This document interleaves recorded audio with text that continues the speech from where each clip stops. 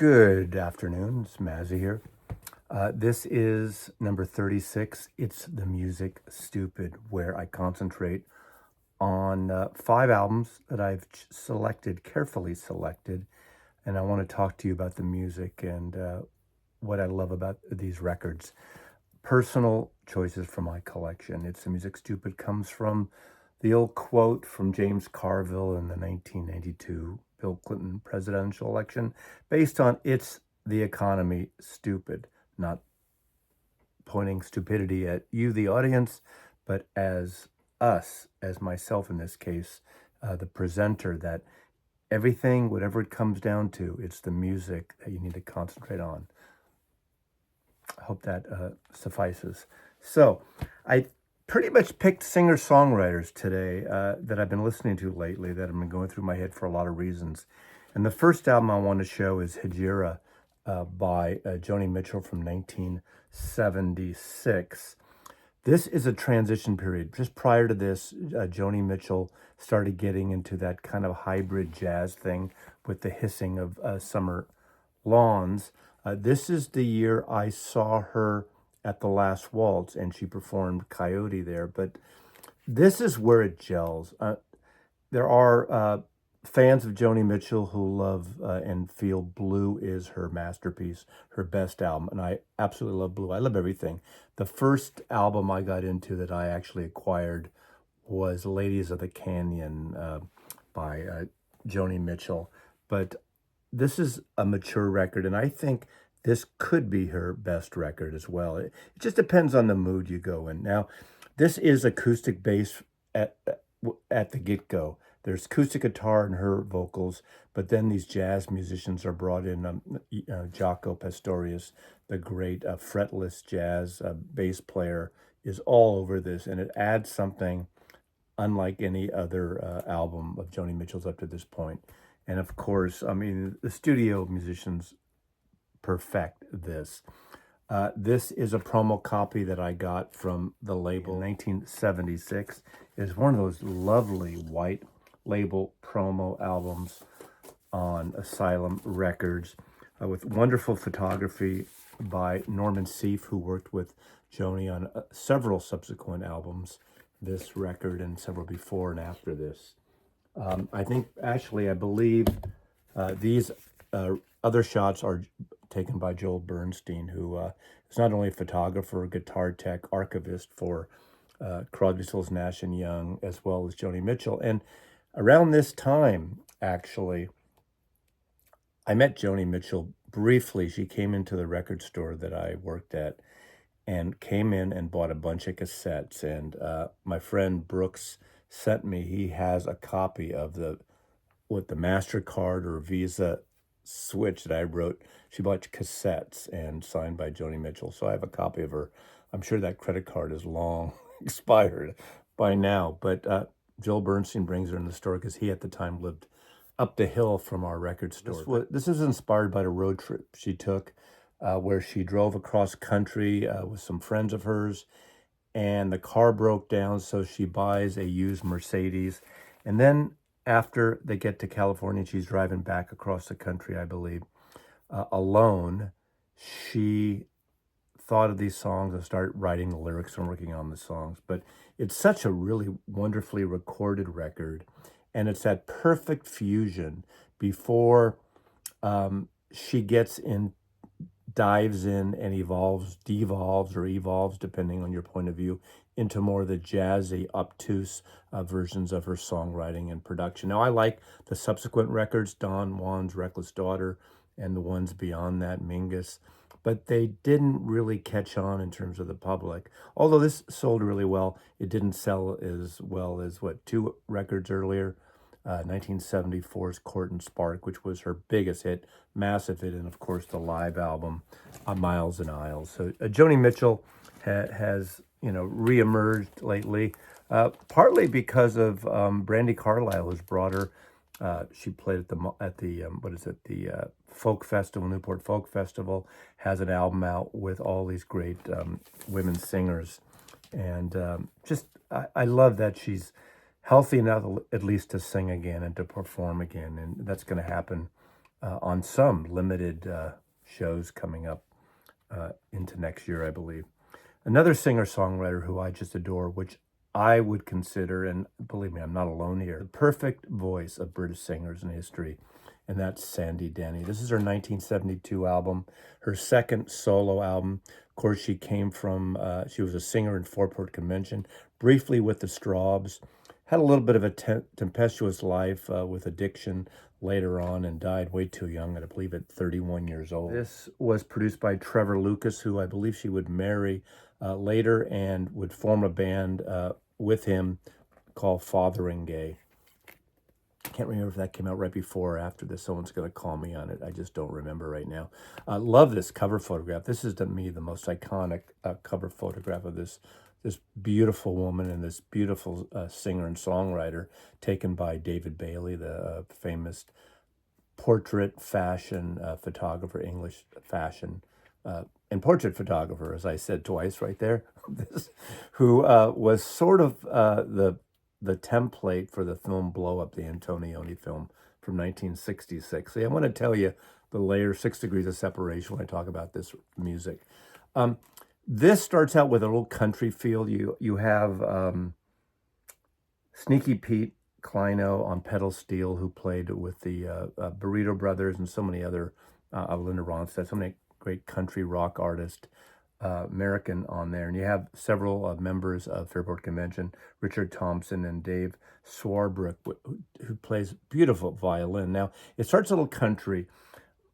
To me, the only song that almost doesn't fit in, not because of the song, and even though I love his arrangements, but Alan Toussaint does a brass arrangement on, I believe it's For Nobody to Hear, and it almost doesn't really fit in with the rest of the album. That kind of New Orleans type of background, I think it would be right for a different album.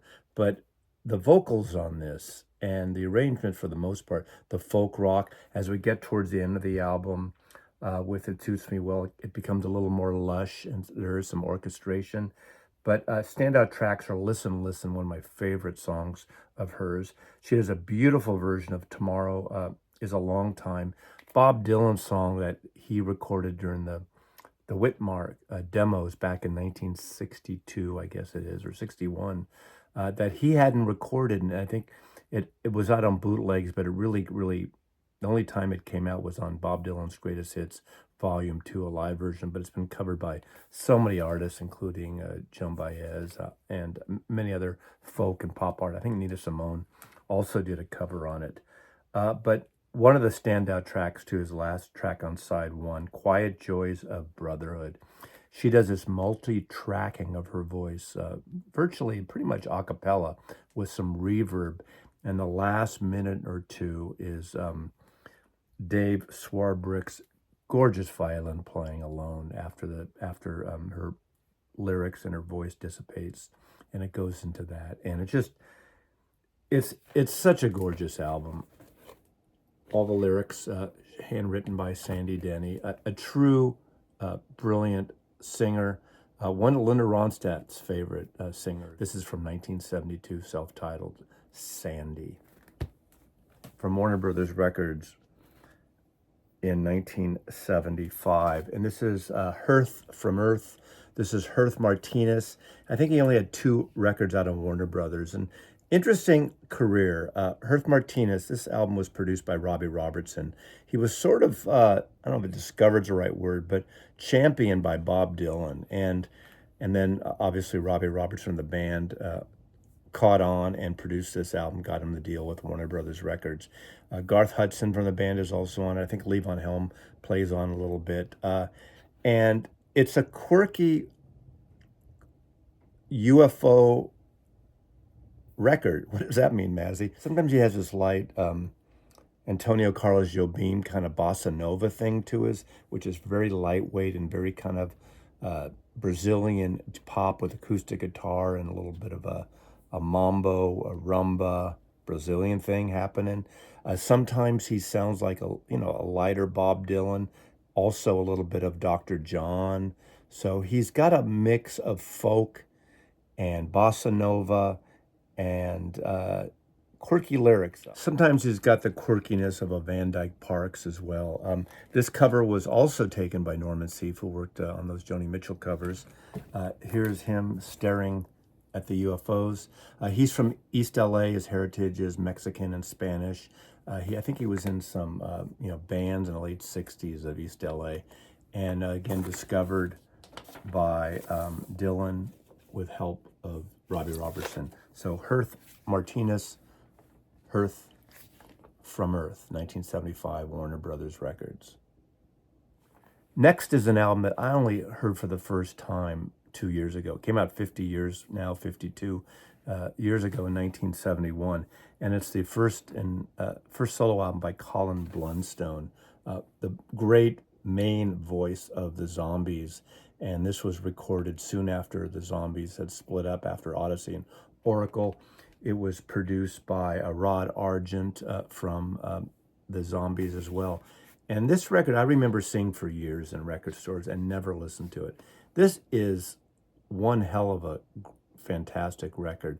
It's lush, it's pop, if you like Oracle and Odyssey, if you like the production and just the great harmonies of Colin Bluntstone, I think you'll like this record. Now, what's interesting about this Sunday's comp that came out 2 years ago, it's a double album, and it not only includes the original record, and it has a great, really sound to it.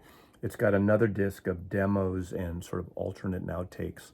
So it's kind of like an unplugged, stripped back version of these songs. And either one, I mean, you could get in the mood and play either one and it fits right in. Now, it's not a song for song identical demo version of the first album, but it's such a wonderful take on that album and a really renewal and a look back of this fantastic album that definitely got lost in the time, really didn't do anything. It had a cult following for years. Colin Bluntstone writes excellent liner notes in it, revisiting this album, hearing the tapes for the first time in 50 years of all those demos and outtakes. So I highly recommend this. If you like lush pop music, this album was a lush pop masterpiece in 1971. And it's great that Sundays did it. I believe Kevin Gray cut these for Sundays.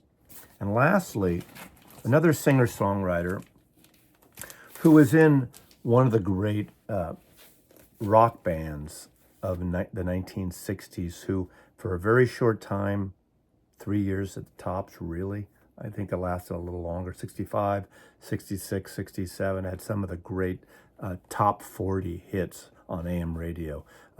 And I'm talking about John Sebastian, who was the lead vocalist, main songwriter for the Love and Spoonful. Love and Spoonful was interesting because they had some of the greatest songs: Darling Be Home Soon, Younger Girl, Summer in the City, Daydream, Do You Believe in Magic? Friggin' great pop songs. Find those AM singles and just blast them, and they're so good. Now, I have all their albums, and the albums weren't as strong as those songs. So you have these great singles written by John Sebastian and the band and produced by Eric Jacobson and mixed in with these sort of jug band other secondary songs. And not to take away from those songs, but they didn't have the same sort of feel as those great singles. Now, I love those records, and I think there should be a reevaluation of Love and Spoonful, but they didn't last beyond like 1968, if that, 67, really. And then John Sebastian, of course, had a little bit of a comeback in 1969, standing there with the guitar with those, tie-dye outfit there at Woodstock, and it kind of brought him back. Now, the weird thing is he had this whole contractual bullshit that went on then, because MGM was the distributor of Kama Sutra, who put out the Love and Spoonful albums and thought they had the solo records of John Sebastian, thought he'd be also a great star in its own right. And of course, John Sebastian signs to Reprise Records, and his first solo album, John B. Sebastian, comes out on both labels. It comes out on Reprise Records and with a different cover on MGM Records. What the hell is that about? And then this came out for literally, a month or 2 months. I don't know how many were pressed, but If you see a copy of this, this was put out by MGM when they didn't have the rights to his records, and they got sued by Reprise Warner Brothers. And this is John Sebastian live. And I do want to show both these records because they have a lot in common. This is from 1971, of course. This also came out, I believe, in 1971. And what these are, these really emulate what he did at Woodstock, except with an electric guitar. He gets out there solo. In this case, I think he has a little champ amp, and he even talks about it. That's why it's called Cheapo Cheapo Productions. This is stripped back. Great songs, especially the songs on this. I kind of like this better in a way because it has Lovin' You, You're a Big Boy Now, which was the title of that song, that Woody Allen produced song, movie. She's a Lady, Magical Connection from his solo album. Younger Generation, Coconut Grove, Darlin' Be Home Soon. What a beautiful song that was. This has a combination of some jug band music, like Lovin' You, some early blues and rock and roll, Nashville Cats, which he wrote, Blue Suede Shoes, Still the Night. He gets into a little kitschy, oldies type of set in here, but it does include Younger Girl, Younger Generation, but oldies like Irene and everything. And this might be obviously the better cover and funner package. This is the better probably listen of the two, but I kind of like, I haven't heard these records in literally decades. And I put this one on first and then this one. And this one, he gets in a more talky phase throughout it. Cover photo by the great photographer Jim Marshall. I didn't realize that. Artwork by Catherine Sebastian. I suppose she did all the calligraphy here and everything and the headlines. But John Sebastian, worth a reevaluation. Of course, later he do a number of albums that were somewhat popular on Warner Brothers Reprise. Welcome Back, Kotter, the TV show theme, and others. But what a great voice. I saw him several times over the years when he was doing solo shows throughout San Francisco. And he's great. But those Lovin' Spoonful records are killer, the singles especially.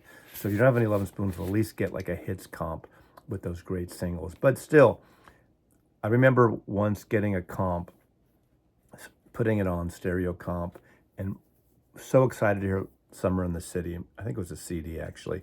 And I put it on. I was so disappointed. There was no power, no presence. It was dead. It was limp. And then I went and dug up my original single from 1966, 67, I guess, of Summer in the City and put it on. And it was just, it exploded, even though it was a little noisy and stuff. That single is one of the great 45s, one of the great summer songs of all time. I guess it was 66. Anyway, thanks for watching. Mazzy loves you, and we'll see you next time. It's the Music Stupid. Enjoy the music.